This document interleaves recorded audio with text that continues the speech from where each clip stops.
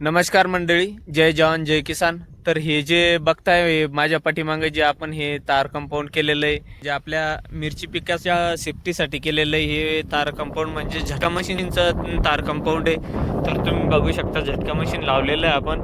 हे 3 तार लावलेले असे बांबूला, आणि हे तार आहे बांबूला लागून आणि याच्यासाठी आपण प्लास्टिक पाईपचा वापर केलेला आहे, जो पावणे अर्धाचा पाईप आहे, नळी ज्याला रेन पाईपची नळी म्हणतो आपण, ती वापरलेलं आहे आपण. तर हे आपण पूर्ण 3 एकर शेतासाठी केलेलं आहे आपल्या मिरचीसाठी, जेणेकरून आपल्या शेतामध्ये जंगली जनावरं जसं हरणा, रोही, आमच्या इकडे हरणींचा रोहींचा खूप जास्त मोठा कळप आहे, तर ते पूर्ण येऊन शेतामध्ये घुसतात आणि पूर्ण नुकसान करून टाकतात. त्यासाठी आपण हे तार कंपाऊंड केलेलं आहे झटका मशीनचं. तर ह्या झटका मशीनमध्ये म्हणजे बाकी काही होत नाही, पण एवढ्या जोरात माणसाला किंवा जनावरांना झटका बसतो, तर हे काही सेकंदासाठी करंट सोडतं आणि बायपास करत असतं. थोड्या वेळासाठी सोडतं धरतं.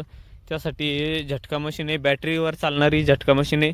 तर मी तुम्हाला परत एकदा आपल्या जिथं मी झटका मशीन शेडमध्ये फिट केलेलं आहे ते झटका मशीन पण दाखवणार आहे. त्याचा सेटअप कसा केलेला आहे, काय बॅटरी वगैरे. हा आपला मिरचीचा प्लॉट आहे, 2 एकर मिरचीचा प्लॉट आहे. 15 दिवस झालेले आहे याला लागवड करून.